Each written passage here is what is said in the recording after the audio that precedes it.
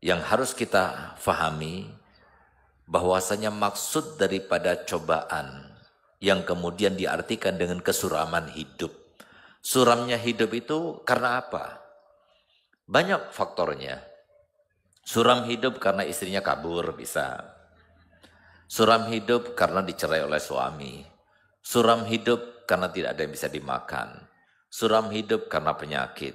Suram hidup banyak hal. Tapi yang pasti, suram hidup itu karena cobaan yang Allah berikan kepada hambanya. Yang cobaan itu bersumber daripada zat yang mempunyai sifat yang kita semua kenal. Apa itu sifatnya? Arhamur Rahimin. Apa artinya Arhamur Rahimin?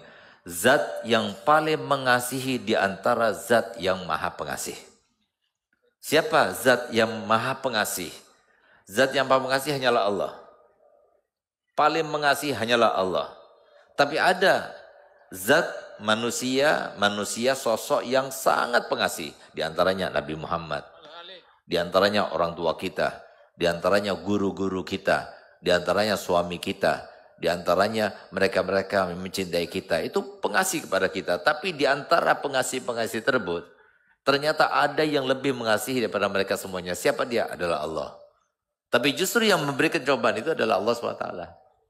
Oleh karena itu maka di sini fahami tujuan daripada cobaan-cobaan itu yang sudah Allah sampaikan dan nyatakan dalam Al-Quran, bahkan diawali dengan supaya kita faham bahwasanya bukan cuma dia, bukan cuma kita, bukan cuma saya, tapi mereka semuanya, kita semuanya, bahkan Nabi dan Rasul, bahkan para wali juga itu semua merasakan.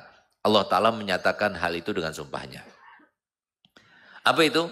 Allah SWT di dalam Al-Quran telah berfirman, La uqsimu bihadzal balad. Aku bersumpah demi kesucian kota Makkah.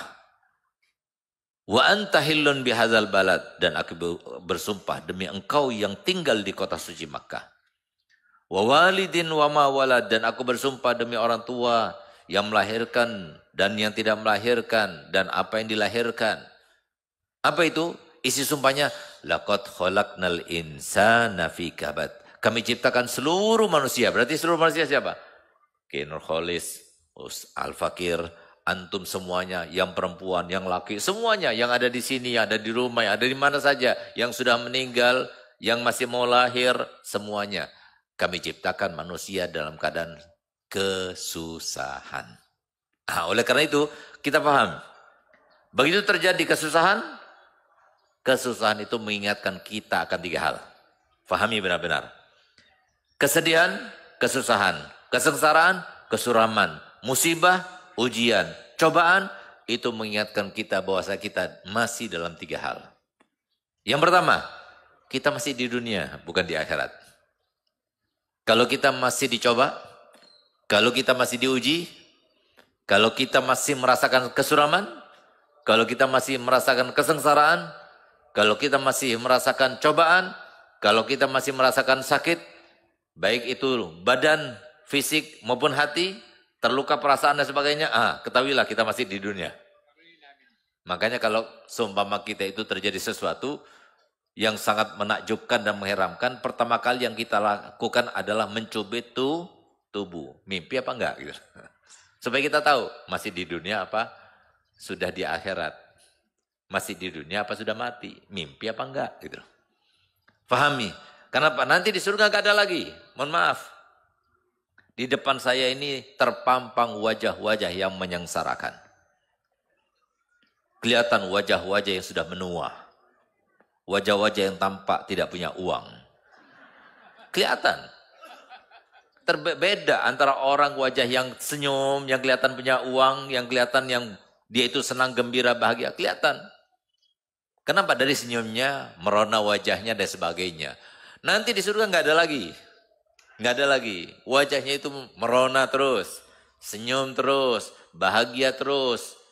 Kemudian kata Nabi SAW, wajahnya itu seperti muda terus. Umurnya 33 terus. Nggak ada tua itu nggak ada. Uban satupun nggak ada. Nggak ada uban. Nggak ada kumis. Nggak ada jenggot semuanya. Wajahnya itu tampan semuanya, nggak ada seperti kita ini. Ada jelek, ada yang ganteng, ada yang putih, ada yang hitam, semuanya. Tampan semuanya. Nggak ada sisir, nggak perlu sisir. Nggak ada toilet, nggak ada toilet. Nggak ada sakit perut, nggak ada sakit, nggak ada. Semuanya nggak ada. Kalau seumpama kita merasa sakit, ingat kita masih di dunia. Itu yang pertama.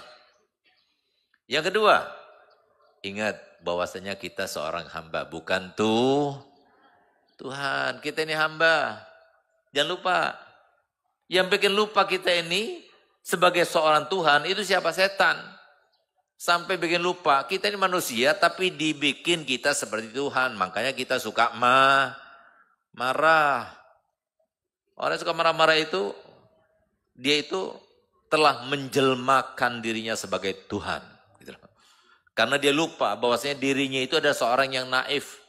Seorang yang lemah. Tidak bisa menentukan nasibnya sendiri, apalagi nasibnya orang lain. Karena mohon maaf, nggak ada seorang pun yang mempunyai pernyataan. Nggak ada seorang pun yang bisa mensikapi dirinya maupun orang lain bahwasanya ada tidak seseorang di dunia ini yang mau hidup untuk dimarahi orang lain. Ada nggak? Sengaja mau dimarahi. Nggak ada yang terlahirkan, saya ini hobinya senang dimarahi orang lain. Nggak ada orang itu sengaja mau dimarahi, itu nggak ada. Paling nggak suka itu dimarahi orang, itu sifatnya manusia. Kalau ada orang yang berada di dalam titik dimarahi sama orang lain, berarti dia itu tidak sengaja. Tapi memang setan, memang dasar setan, memang kerjanya setan, dia itu selalu menjadikan orang lain itu atau manusia itu supaya dia itu menjelma dirinya sebagai Tuhan. Sampai kemudian jadi seperti Fir'aun yang mengaku dirinya sebagai Tuhan, itu puncaknya. Jadi jangan lupa, kita ini sebagai seorang hamba, bukan sebagai seorang Tuhan. Makanya dikasih cobaan. Di antara yang menjadikan Firaun itu mengaku dirinya sebagai Tuhan, apa?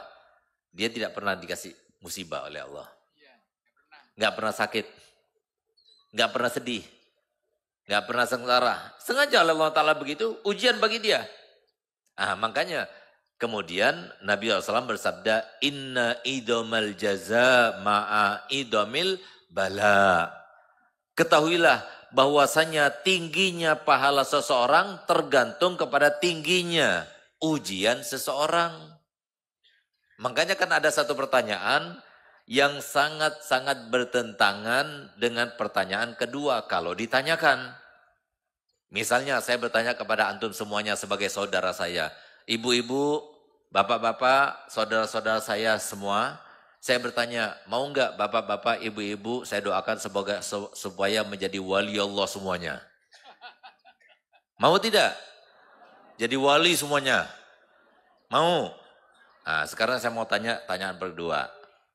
Mau enggak bapak-bapak, ibu-ibu semuanya saya doakan menjadi orang-orang yang paling berat cobaannya? Mau enggak? Enggak mau. Padahal pertanyaan pertama sama yang kedua sama. Kalau mau jadi wali Allah, ya harus menjadi orang yang paling berat cobaannya. Itu masalahnya. Jadi itu loh kita. Jadi kalau mau jadi, kata Nabi SAW, Iza ahabballahu abdan ibtalah. Kalau seumpama Allah sudah cinta pada seorang, maka Allah akan coba. Jadi kalau kita mau dicintai Allah Ta'ala, siap untuk dicoba. Jadi konsekuensi orang itu kalau mau naik derajat harus diuji dulu. Sama seperti anak kita. Mau tidak anak kita itu nggak naik kelas? Kalau mau ya silakan tanpa ujian. Tapi kalau mau naik kelas harus ada ujiannya. Kalau ujian kita repot, harus banguni, harus ngeles dan sebagainya. Sama seperti itu. Kehidupan itu seperti itu. Oleh karenanya yang kedua fungsi daripada musibah itu, adanya musibah adalah supaya kita ingat kita ini bukan Tuhan tapi seorang hamba. Yang ketiga, kita bukan mengatur tapi diatur. Jadi ingat, adanya musibah itu mengingatkan kita ini adalah mukhayyar. Kita ini musayyar. Ya, kita ini musayyar, diatur oleh Allah Ta'ala. Ya, bukan mengatur. Gak menentukan. Ketika seorang wali min auliyaillah, Hatim At-Ta'i ditanya, Bima arafta rabbak? Dengan apa engkau tahu Allah? Kita harus tahu bahwasanya Allah itu ada. Tandanya apa? Dalilnya apa? Maka apa kata dia? Binaqdil azaim. Dengan batalnya rencana-rencana yang sudah aku rencanakan. Itu pertanda bahwasanya Allah Ta'ala itu ada. Allah itu ada. Allah itu adalah Maha Esa. Allah itu adalah Maha Kuasa dan sebagainya. Nah, jadi tandanya apa? Kita berencana, tapi ternyata rencana-rencana yang kita rencanakan batal. Berarti apa? Ada zat yang lebih daripada kita. Itulah maksud bahwasanya kita bukan yang mengatur, tapi ada yang mengatur di atas sana. Kita ini diatur. Jadi adanya cobaan itu supaya mengingatkan kita bukan yang mengatur, tapi kita diatur.